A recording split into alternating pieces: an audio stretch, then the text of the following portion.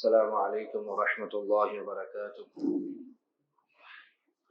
نحمده ونصلي على رسوله الكريم. أما بعد، فقد قال الله سبحانه وتعالى في محكم التنزيل والفرقان المجيد بعد أعوذ بالله من الشيطان الرجيم بسم الله الرحمن الرحيم. وقال الله تعالى: ربنا تقبل منا إنك أنت السميع العليم وتب علينا إنك أنت التواب الرحيم. وقال النبي عليه الصلاة والسلام: إنما الأعمال بالنيات. கண்ணியத்துக்குரிய பெரியார்களே, சகோதரர்களே, அல்லாஹு தஆலா நம் அனைவருக்கும் இந்த உயர்ந்த ஒரு தெளிவான ஒரு அழகான தீனுல் இஸ்லாம் என்ற மார்க்கத்தை அல்லாஹ் தஆலா தந்தான். இந்த தீனுல் இஸ்லாம் என்பது எல்லா காலத்திற்கும் எல்லா மனிதர்களுக்கும் எல்லா சந்தர்ப்பத்திலையும் செயல்படுத்துவதற்கு அல்லாஹு தஆலா நமக்கு இலகுவாக அமைச்சு தந்திருக்கிறான். காலங்கள்ல மிக உயர்ந்த ஒரு காலம், மாதங்கள்ல மிக உயர்ந்த ஒரு மாதம் இந்த ரமலானுடைய மாதம். இந்த ரமலானுடைய மாதத்துல நம்ம என்னென்ன நல்காரியங்கள் செய்யணும் என்று திட்டமிட்டோமோ, அல்ஹம்துலில்லாஹ், திட்டமிட்டபடி நம்முடைய காரியங்களை நாம் செயல்படுத்தி கொண்டிருக்கிறோம். அல்லாஹுடைய மிகப்பெரிய ஒரு பாக்கியம். நாம் பல மாதங்களுக்கு முன்பிலிருந்தே நாம் துஆ செய்து கொண்டு வந்தோம். அல்லாஹும்ம பாரிக் லனா ஃபீ ரஜப வ ஷஅபான் வ பல்லிக்னா ரமலான் என்று பல மாதங்களாக நாம் அந்த ரமலானுடைய மாதத்திற்காக வருகை எதிர்பார்த்தோம். அல்ஹம்துலில்லாஹ், அல்லாஹு தஆலா அந்த ரமலானுடைய மாதத்தை அடைவதற்கு அல்லாஹ் நமக்கு கிருபை செய்திருந்தான். எத்தனை பேர்கள் ஆசைப்பட்டார்கள், எத்தனை பேர்கள் ஆசைப்படுகிறார்கள். இந்த ரமலானுடைய மாதத்தில் நல்ல காரியங்கள் செய்யணும், நற்செயல்கள் செய்யணும் என்று ஆசைப்படுகிறார்கள். ஆனால் அவருடைய இடமோ பொருளோ அவருடைய உடலோ அவர்களுக்கு தோதுவாக அமையவில்லை.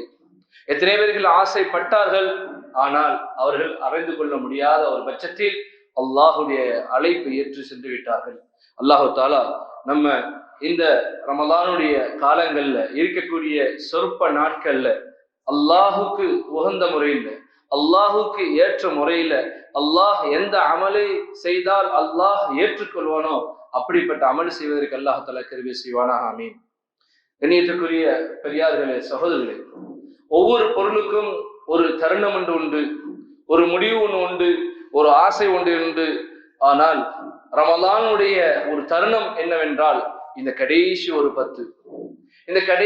10 நாட்கள் இருக்குது அல்லவா, இந்த அமல்கள், இந்த நாட்களில் செய்ய வேண்டிய அமல்கள் அல்லாஹுக்கு மிக மிக உகந்ததாக அமையும். ரசூலுல்லாஹி ஸல்லல்லாஹு அலைஹி வஸல்லம் அவர்கள் இந்த ரமலானுடைய மாதத்தில் கடைசி 10 இஅ்திகாஃப் என்ற நியத்தை, அந்த இஅ்திகாஃபுடைய அமல்களை செய்தார்கள்.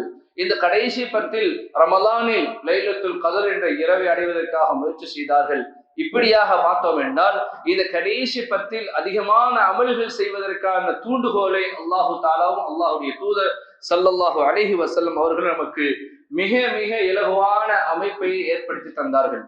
கண்ணியத்துக்குரிய பெரியார்களே, சகோதரர்களே, ரசூலுல்லாஹி ஸல்லல்லாஹு அலைஹி வஸல்லம் அவர்கள் ரமலானுடைய கடைசி 10 வந்துவிட்டால் தன்னுடைய ஆடைகளை இறுக்கமாக கட்டிக்கொள்வார்கள். ஏனென்றால் ஆடைகளை இறுக்கமாக கட்டிக்கொண்டு அமல்கள் அதிகமாக செய்வதற்கான ஒரு தூண்டுதல்களையும், அமல்கள் அதிகமாக செய்யக்கூடிய ஒரு செயல்பாடுகளையும், அமல்கள் அதிகமாக செய்ய வேண்டும் என்ற திட்டமிடுதலையும் நமது சமூகத்துக்கு வகுத்து கொடுத்தார்கள். ஏனென்றால் அடுத்த ரமலான் நாம் எங்கே இருப்போமா இல்லையா தெரியவில்லை.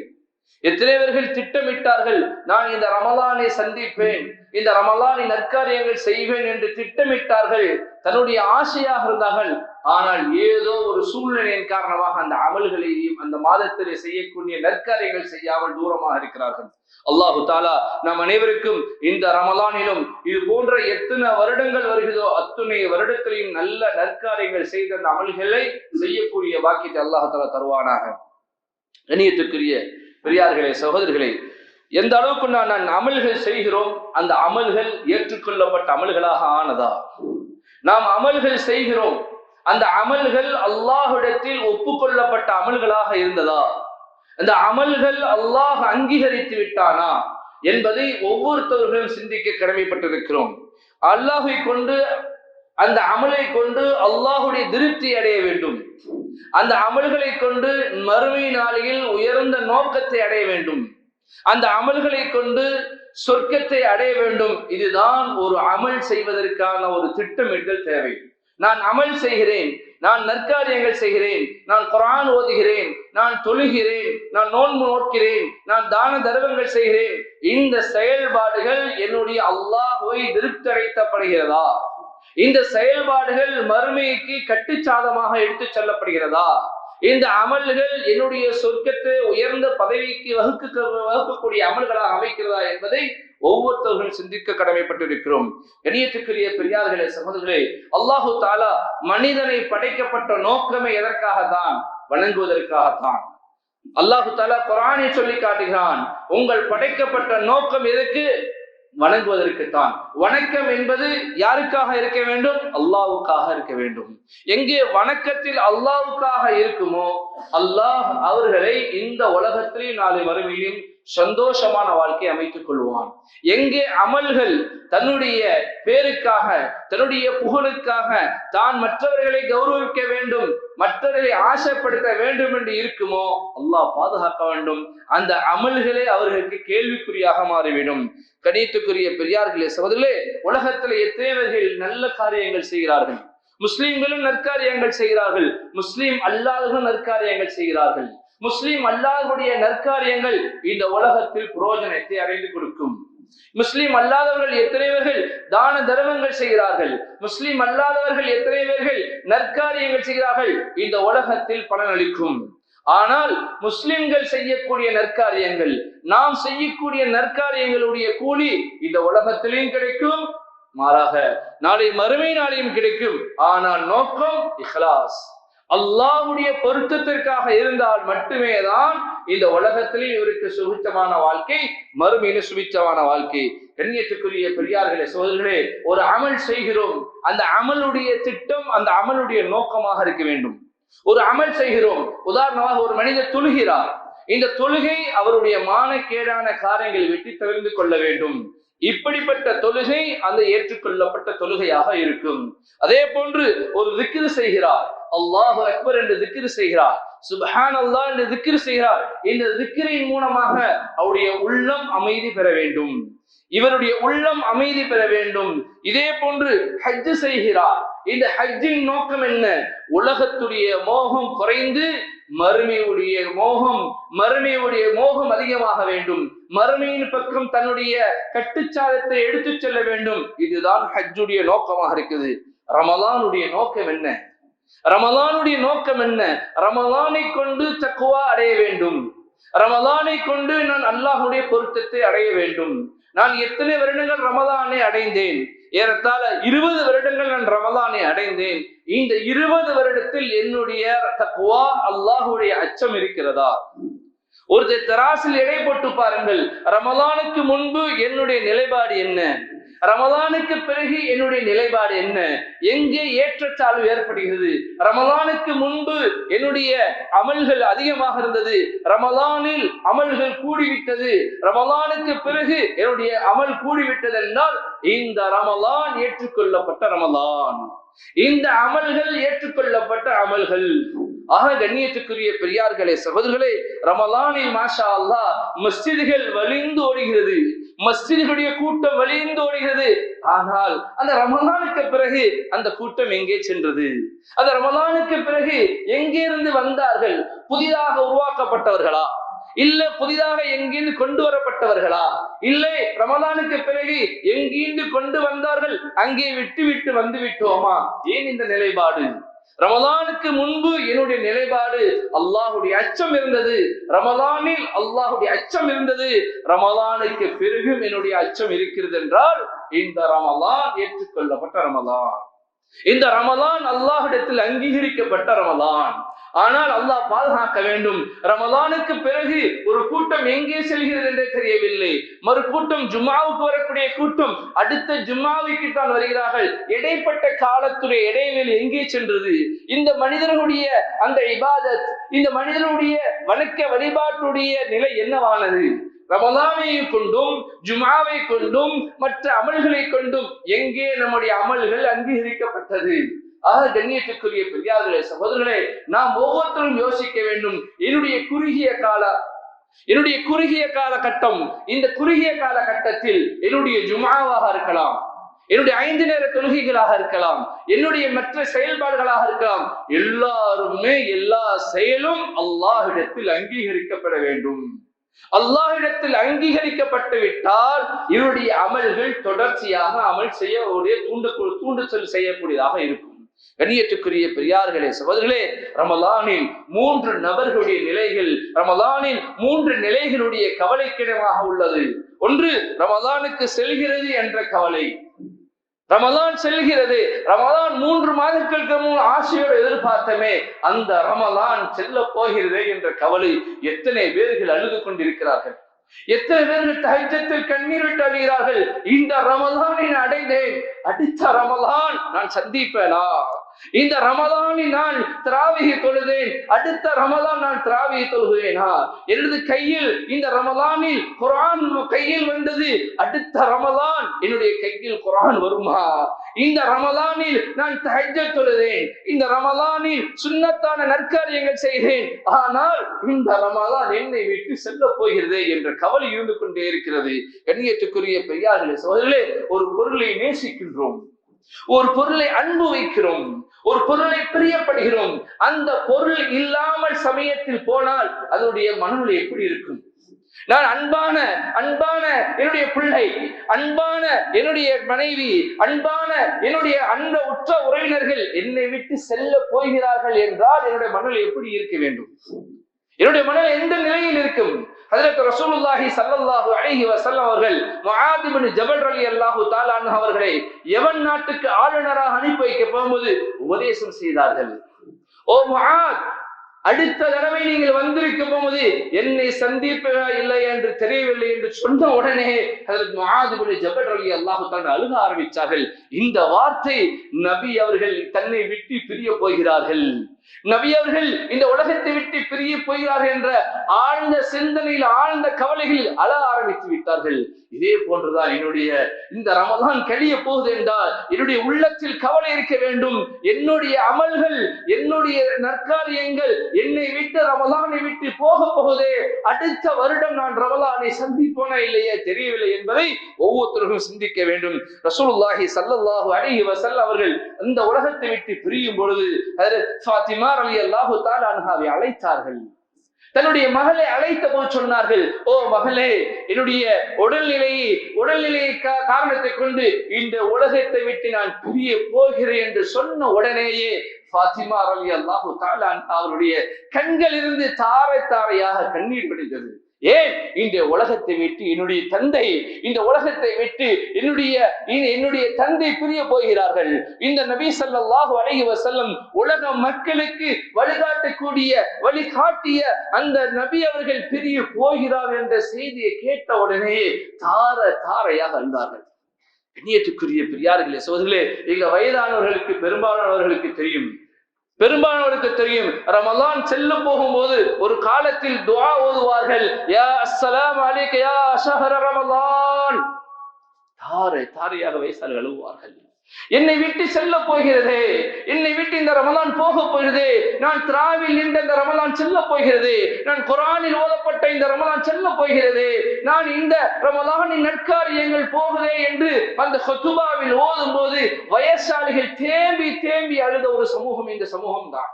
ஆனால் இன்று அந்த கவலை நம்மிடத்தில் இருக்கிறதா? இந்த கவலை நம்மிடத்தில் இருக்கிறதா? ரமலான் சென்று விட்டதே, செல்ல போகிறது என்ற கவலை இருக்கிறதா? இல்லையே. எத்தனை பேருக்கு இருக்கு? மாஷா அல்லாஹ் நாடு எத்தனை பேர்கள் கவலையோடு இருக்கிறார்கள். தன்னுடைய மகன் பிரிய போகிறார், சக்கராத்தில் இருந்தால் எந்த மனநிலை இருக்குமே அதே மனநிலை இந்த கூட்டத்திலும் எத்தனை பேர்கள் இருக்கத்தான் செய்கிறார்கள். இந்த ரமலான் செல்ல போகிறதே, இந்த ரமலான் என்னை விடத்தில் பிரிய போகிறது என்று ஆதங்கப்பட்ட கூடிய இந்த கூட்டத்திலும் இந்த உலகத்தில் இருந்து கொண்டுதான் இருக்கிறார்கள். இரண்டாவது கவலை, இந்த ரமலான் இருக்கக்கூடிய இரண்டாவது மனிதனுடைய கவலை என்னவாக இருக்கிறது என்றால், இந்த அமல் ஏற்றுக்கொள்ளப்பட்டதா? நான் செய்த அமல், நான் ஓதிய குர்ஆன், நான் ஓதிய நற்காரியங்கள், நான் ஏழை மக்களுக்கு எவ்வளவு தான தர்மங்கள் செய்தேன், என்னுடைய சுஜூது, என்னுடைய ருக்கூ, என்னுடைய தொழுகை, என்னுடைய இதெல்லாம் ஏற்றுக்கொள்ளப்பட்டு விட்டதா இல்லையா தெரியவில்லையே. நாளை அல்லாஹ் மறுமை நாளையில் இந்த ரமலானில் செய்த அமல்கள் புகழுக்காக, பேருக்காக, மற்றவர்கள் உன்னை ரசிக்க வேண்டும் என்பதற்காக செய்தா இல்லவா, இதோ பிடித்துக்கொள் என்று சொல்லுவானா இல்லையா என்ற இயக்கத்தில் இந்த கூட்டத்திற்கு தான் செய்கிறார்கள். நான் அமல் செய்தேன், நான் சுஜூது செய்தேன், நான் தொழுதேன், நான் ருக்கு செய்தேன், என்னால் என்னுடைய பணத்தை தான தர்மங்கள் அள்ளி அழிச்சேன், ஆனால் அது ஏற்றுக்கொள்ளப்பட்டு விட்டதா இல்லையே தெரியவில்லையே. அது இப்ராஹிம் அலைஹிஸ்ஸலாத்து வஸ்ஸலாம் கஅபத்துல்லாஹ்வை கட்டுவதற்கு முன்பும் கட்டி கொண்டிருக்கிற நிலையிலும் கட்டிய பிறகும் துஆ செய்தார்கள், ரப்பனா தகப்பல் மின்னா, என்னுடைய அமலை ஏற்றுக்கொள்வாயாக, நான் இந்த சின்ன ஒரு அமல் செய்கிறேன், இந்த அமலை ஏற்றுக்கொள்வாயாக. நாம் செய்த அமல் ஏற்றுக்கொள்ளப்பட்டு விட்டது என்றால் நம்முடைய உயிர் பிரிகிற வரைக்கும் தொடர்ச்சியாக நாம் செய்து கொண்டே இருப்போம். அதற்கு சான்றாதான் ஹஜ்ரத் இப்ராஹிம் அலைஹிஸ்ஸலாத்து வஸ்ஸலாம் அவருடைய துஆ. அறிஞர்கள் பெருமக்கள் சொல்கிறார்கள், ஒரு அமல் ஏற்றுக்கொள்ளப்பட்டு விட்டதா, ஒரு அமல்கள் அல்லாஹ்விடத்தில் அங்கீகரிக்கப்பட்டு விட்டதா, இவர் தொடர்ச்சியாக அந்த அமல் செய்து கொண்டே இருக்கிறார் என்பதற்கு ஒரு சான்றுதான் ஹஜ்ரத் இப்ராஹிம் அலைஹிஸ்ஸலாத்து வஸ்ஸலாம் அவருடைய ஒரு சான்றாக இருக்கிறது. ஒரு மனிதர் பரீட்சை எழுதுகிறார், தேர்வு எழுதுகிறார். தேர்வு எழுதினால் 3 நிலைகளில் இருப்பார்கள். மாணவர்கள் 3 நிலையில் இருப்பார்கள். ஒரு நிலை என்ன, நான் தேர்வில் நிச்சயமாக தேர்ச்சி பெற்று விடுவேன், ஏன் நான் அதற்காக முயற்சி செய்தேன். இவர்கள் கவலைப்பட மாட்டார். இரண்டாவது, அவரும் கவலைப்பட மாட்டார், நான் தேர்வுக்காக எந்த முயற்சியும் எடுக்கவில்லை, நான் ஏதோ ஒரு பள்ளிக்கூடத்துக்கு நேரத்தை தான் பயன்படுத்தி நேரத்தை நான் வீணடிப்பதற்காக சென்றேன், நிச்சயமாக நான் தோல்விதான் அடைவேன் என்று ஒரு நிலை. மூன்றாவது நிலை, இந்த மூன்றாவது நிலை என்னவென்றால், இரண்டுக்கு மத்தியில் இருப்பார்கள், நடுநிலையாக இருப்பார்கள். என்னுடைய அந்த தேர்வுடைய முடிவு தேர்ச்சியா தோல்வியா, இந்த தேர்வுடைய எழுத்துடைய முடிவு என்னவாகும், அந்த நிலைதான் நம்முடைய நிலைமை. அந்த நிலைதான் நம்முடைய நிலைமை. என்னுடைய தொழுகை ஏற்றுக்கொள்ளப்பட்டு விட்டதா, என்னுடைய நற்காரியங்கள் ஏற்றுக்கொள்ள விட்டதா, இந்த நிலை என்பது நிச்சயமாக ஒவ்வொரு மனிதனுக்கும் இருக்கும். மாஷா அல்லாஹ், எத்தனைவர்கள் இருக்கிறார்கள், நான் செய்தேன் அல்லாஹ்வுக்காக மட்டும்தான் செய்தேன், நிச்சயம் என்னுடைய அமல் ஏற்றுக்கொள்ளப்பட்டு விட்டது என்பது 100% நம்பக்கூடியவர்கள் இருக்கிறார்கள். எப்படி தேர்வில் தனக்காக நேரத்தை ஒதுக்கி தன்னுடைய நேரம் காலங்களை முறையாக பங்கீடு செய்து தேர்வில் நல்ல மதிப்பெண் எடுப்பில் உறுதியெடுக்கிறார்களோ அதே போன்று மற்றவர்கள் அல்லாஹ் பாதுகாக்க வேண்டும். ரமதான் நோன்பு வந்தது, ஏதோ முதல் நோன்பில் பிடித்தார்கள், பிறகு 27 நோன்பை பிடித்தார்கள். இடைப்பட்ட நோன்பு எங்கே போனது? இடைப்பட்ட காலத்தினுடைய தொழுகை எங்கே போனது? இடைப்பட்ட காலத்துடைய அந்த நேர காலங்கள் எங்கே போனது? இது யாரை போன்று? தேர்வில் நிச்சயம் தோல்விதான் என்று ஒப்புக்கொண்ட மனிதரை போன்று. ஆனால் மூன்றாவது நிலை, அமல் செய்தோம், சுஜூது செய்தோம், ருக்கு செய்தோம், நற்காரியம் செய்தோம், இந்த அமல் அங்கீகரிக்கப்பட்டதா, இந்த அமல்கள் அல்லாஹ்விடத்தில் ஏற்றுக்கொள்ளப்பட்டு விட்டதா? எத்தனை பேர்கள் ஆதங்கப்பட்டு கொண்டே இருக்கிறார்கள், அழுது கொண்டே இருக்கிறார்கள். ஒவ்வொரு தொழுகையிலும் ஒவ்வொரு துஆவிலும் நான் செய்த அமலை ஏற்றுக்கொள்வாயாக, நான் செய்த குற்றத்தை ஒப்புக்கொள்கிறேன், இந்த குற்றத்தை மன்னித்து விடுவாயாக என்பதை அழுது அழுது புலம்பக்கூடிய ஒரு சமூகம் இந்த சமூகத்தில், இந்த மஜ்லிஸிலும், இந்த கூட்டத்திலும், எத்தனை கூட்டத்தில் இருந்து கொண்டு தான் இருக்கிறார்கள். அந்நியத்துக்குரிய பெரியார்களே, சகோதரர்களே, நாம் ஒவ்வொருத்தர்களும் அமல்கள் செய்கிறோம், அந்த அமல் ஏற்றுக்கொள்ளப்பட்டு விட்டதா? மூன்றாவது கவலை, மஸ்ஜிது நிரம்பியது, தொழுகையில் ஈடுபட்டோம், ஹிஜ்புக்காக ஒரு கூட்டம் வந்தது, ஆனால் இந்த கூட்டம் திரும்பி வருமா இல்லையா என்பதை இந்த கூட்டத்திலும் கவலைப்படக்கூடியவர்கள் இருந்து கொண்டுதான் இருக்கிறார்கள். தொழுதார்கள், சுபுடைய தொழுதார்கள், மகரிபுடைய தொழுகை தொழுதார்கள், மாஷா அல்லாஹ், மஸ்ஜிதுகள் நிரம்பியது. ஆனால் எப்ப பிறையை பார்த்து விட்டார்களோ அவர்களை பார்க்கவில்லை. எங்கே ரமலானுடைய பிறையை பார்த்தார்களோ அவர்களை பார்த்தார்கள், எங்கே ஷவ்வாலுடைய பிறையை பார்த்தார்களோ அவர்களை பார்க்க முடியவில்லை என்ற ஆதங்கத்தை கவலை செய்யக்கூடியவர்கள் இந்த சமூகத்தில் இருந்து கொண்டுதான் இருக்கிறார். நாம் எந்த கவலைகள் இருக்கிறோம்? முதல் கவலைகள் இருக்கிறோமா? இரண்டாவது கவலைகள் இருக்கிறோமா?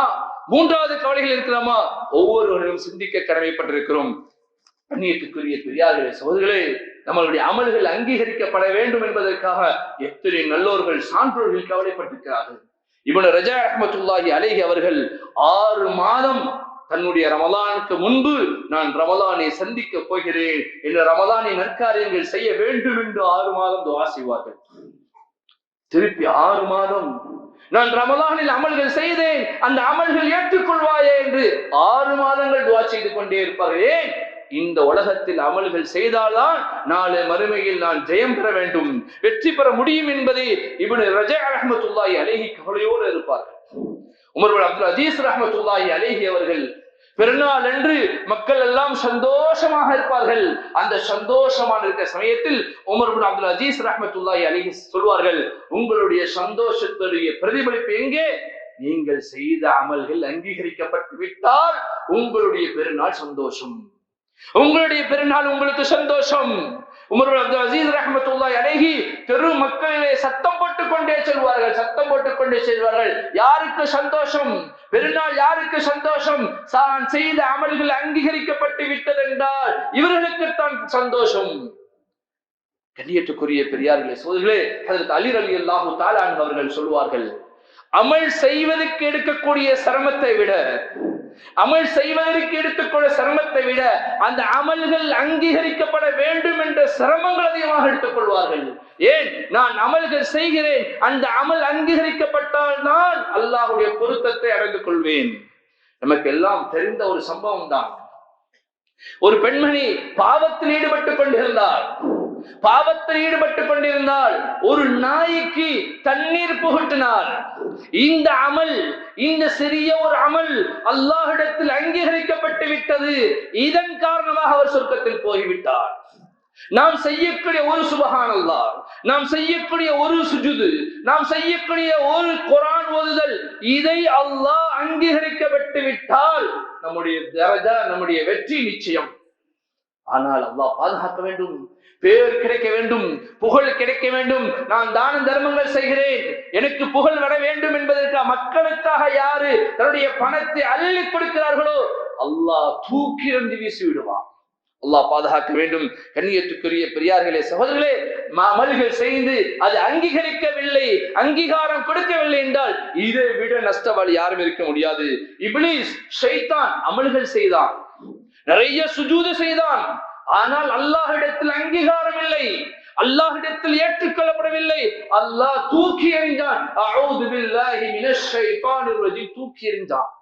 கண்ணியத்துக்குரிய பெரியார்களே, சகோதரர்களே, நாம் ஒவ்வொருத்தரும் மூன்று நிலைகளை யோசித்து சென்று கொண்டே இருக்க வேண்டும். நான் ரமலானை சந்தித்தேன், திருப்பி ரமலானை சந்திப்பேனா? என்னுடைய நற்காரியங்கள் செய்தேன், இது ஒன்று. இரண்டாவது, என்னுடைய சிந்தனை என்னவாயிக் கொண்டே இருக்க வேண்டும், என்னுடைய அமல்கள் அங்கீகரிக்கப்பட வேண்டும் என்று இருக்க வேண்டும். கண்ணியத்துக்குரிய பெரியார்களே, சகோதரர்களே, சில பேருடைய அமல்கள் பறிக்கப்பட்டுவிடும். சில பேருடைய அமல்கள் தன் நற்காரியத்தில் செய்த நாள் இவ்வளவு கஷ்டப்பட்டு செய்த அமலும் அல்லாஹ்விடத்தில் அங்கீகரிக்கப்பட்ட பிறகும் பறிக்கப்பட்டுவிடும். அதில் முதல் நிலை, யார் இணை வைக்கிறார்களோ, யார் ஷிர்க் இணை வைப்பார்களோ இவர்களுடைய அமல்களும் பறிக்கப்பட்டுவிடும். அல்லாஹ்வுடைய ரசூலுடைய கட்டளைகளை கட்டுப்பட்டு நடக்காமல் இவர் அமல்கள் செய்கிறார், இப்பவும் பறிக்கப்பட்டுவிடும். அல்லாஹ்வுடைய கோபமான செயலை செய்கிறார், இப்பவும் இவருடைய அமல்கள் பறிக்கப்பட்டுவிடும். கண்ணியத்துக்குரிய பெரியார்களே, சொல்ல சில பேருடைய அமல்களும் பறிக்கப்பட்டுவிடும். புகழ், பெருமை, பகட்டு, நான் பேர் வாங்க வேண்டும், நான் ஒரு பொருளை கொடுக்கிறேன், அதுக்கு போட்டோ புகைப்படம் எடுத்து ஊரு ஃபுல்லாம் சுத்துகிறது, இதுவும் அவருடைய அமல்கள் பறிக்கப்பட்டுவிடும். ரசூலுல்லாஹி ஸல்லல்லாஹு அலைஹி வஸல்லம் அவர்கள் 3 நபருடைய நிகழ்வை சுட்டிக்காட்டினார்கள். ஒரு ஆலிம் வருவார், மார்க்கத்தை சொல்லி மக்களை நல்ல வழியில் நிறுத்தவர். அல்லாஹ் கூப்பிடுவார், நீங்கள் ஒரு ஆலிம், இந்த சமூகத்துக்காக என்ன செய்தீர்கள்? அவர் சொல்லுவார், நான் மக்களை நல்வழிப்படுத்துவதற்காக நான் உபதேசம் செய்தேன். அல்லாஹ் சொல்லுவான், பொய் சொல்கிறாய், நீ ஊர்ல புகழ வேண்டும், மக்கள் உன்னை பாராட்ட வேண்டும் என்பதற்காக செய்தார், உன்னுடைய அமல்கள் அங்கீகரிக்கப்படவில்லை, உன்னுடைய அமல்கள் ஏற்றுக்கொள்ளப்படவில்லை என்று தூக்கி எறியப்படும். இரண்டாவது வருவார். யார் வருவார்? சுப்ஹானல்லாஹ். அவர் வருவார், எப்படிப்பட்டவர் மனிதர்களாக வருவார்? அவர் ஷஹீத், அல்லாஹ்வுடைய பாதையில் போர் புரிந்தவர், தன்னை உயிர் தியாகம் செய்தவர் சொல்லுவோ கேட்கப்படும், என்ன செய்தீர்கள்? நான் நல்ல இந்த தீன் மேலோங்கும் என்பதற்காக, இந்த சமூகம் மேலோங்குவதற்காக நான் பாடுபட்டேன். நான் வீல் என்று பார்க்கவில்லை, மலை என்று பார்க்கவில்லை, எதுவென்று பார்க்கவில்லை, நான் பாராட்டினேன், நான் நற்காரியங்கள் செய்தேன். அல்லாஹ் சொல்லுவான், உன்னுடைய பாராட்டுதல் புகைப்படங்கள் இருந்தது, உன்னுடைய பாராட்டு நீ தியாகம் செய்தது புகழை அடைய வேண்டும் என்பதை செய்தால், நீ உயிர் தியாகம் செய்ததும் புகழ் அடைய வேண்டும் என்ற சிந்த காரணத்தினால் உன்னை தூக்கில் எறியப்படும், உன்னுடைய அமல்கள் அங்கீகரிக்கப்படவில்லை. மூன்றாவது மனிதர் வருவார், செல்வந்தர். நல்ல தான தர்மங்கள் செய்தார், வாரி வாரி அழைத்தார், பணத்தை எல்லாம் செலவழித்தார். மக்கள் புகழ வேண்டும், இவர் என்ன காரியம் செய்தார், இவர் அந்த காரியம் செய்தார் என்பதை நீ உலகத்தில் தேடிக்கொண்டு விட்டால், நீ தர்மம் செய்தாய், பெரிய தர்மவாளி என்று சொல்லப்பட்டார்கள் மக்கள். அதனால் உன்னுடைய அமல்கள் பறிக்கப்பட்டு விட்டது என்று சொல்லப்படும். அல்லாஹ் பாதுகாக்க வேண்டும். கஷ்டப்பட்டு அமல்கள் செய்கிறோம், கஷ்டப்பட்டு பணத்தை செலவு செய்கிறோம், கஷ்டப்பட்டு நேரத்தை செலவு செய்கிறோம், ஆனால் பறிக்கப்பட்டு விட்டது. சொன்னார்கள், மூன்றாவது விஷயமும் அமல்கள் பறிக்கப்பட்டு விடும். யார் என்று தெரியுமா? பெரிய அமல்கள் கொண்டு வருவார், மலை போல் பெரிய ஒரு அமல் கொண்டு வருவார். நாளை மறுமையினால் கேள்விகளுக்கு கேட்கப்படும், யார் மிகப்பெரிய கஞ்சன், யார் மிகப்பெரிய கஞ்சன்? பெரிய அமல் கொண்டு வந்திருப்பார், ஆனால் ஒரு மனிதரை பேசியிருப்பார், ஒரு மனிதரை அடித்திருப்பார், ஒரு மனிதனுடைய செயல் அவரை கோபத்தை எடுத்து செல்லும். இதன் காரணமாக இவர் அல்லாஹ்விடத்து முறையிடுவார், யா அல்லாஹ், இவர் என்னை பேசினார், இவர் என்னை அடித்தார், இவர் என்னுடைய சொத்துக்களை அபகரித்தார் என்று சொல்லப்படும். இவருடைய அமலை எடுத்து அவருக்கு கொடுக்கப்படும். ஆக கண்ணியத்துக்குரிய பெரியார்களே, சகோதரர்களே, அல்லாஹு தாலா நமக்கு இந்த ரமலானுடைய காலங்களில் நற்காரியங்கள் செய்ய அல்லாஹ் தாலா தௌஃபீக் செய்தான். இனி வரக்கூடிய காலங்களிலும் நாம் ஒரு உறுதி எடுக்க வேண்டும், அல்லாஹ்விடத்தில் மன்றாட வேண்டும். இறுதி கட்டத்தில் இருக்கிறோம். இந்த இறுதி கட்டத்தில் எந்த ஒரு அமலை அல்லாஹ் அங்கீகரிக்கப்பட போகிறான் என்று தெரியவில்லை. அல்லாஹ்விடத்தில் நாம் மன்றாடுவோம், அல்லாஹ்விடத்தில் நாம் துஆ செய்வோம். அந்த துஆவின் காரணமாக அல்லாஹு தாலா நம்முடைய எல்லா அமல்களையும் ஏற்றுக்கொள்வானாக. நாம் என்னென்ன அமல்கள் செய்ய வேண்டும் நியத் வைத்திருக்கிறோமோ அத்தனை நியத்தையும் செயல்படுத்துவதற்கு அல்லாஹ் தஆலா தௌஃபீக் செய்வானாக. அந்த அமல்களை கொண்டு பூரா உலகத்தையும் பேர் வாங்க வேண்டும் என்பதற்காக மட்டுமல்லாமல் அல்லாஹ்வுடைய பொருத்தம் அடைவதற்கு மட்டுமே என்னுடைய உள்ளத்தை அல்லாஹ் தஆலா பரிசுத்தப்படுத்துவானாக. வ ஆகிரு தவானா அல்ஹம்துலில்லாஹி ரப்பில் ஆலமீன். அஸ்ஸலாமு அலைக்கும் வ ரஹ்மத்துல்லாஹி வ பரகாத்துஹு.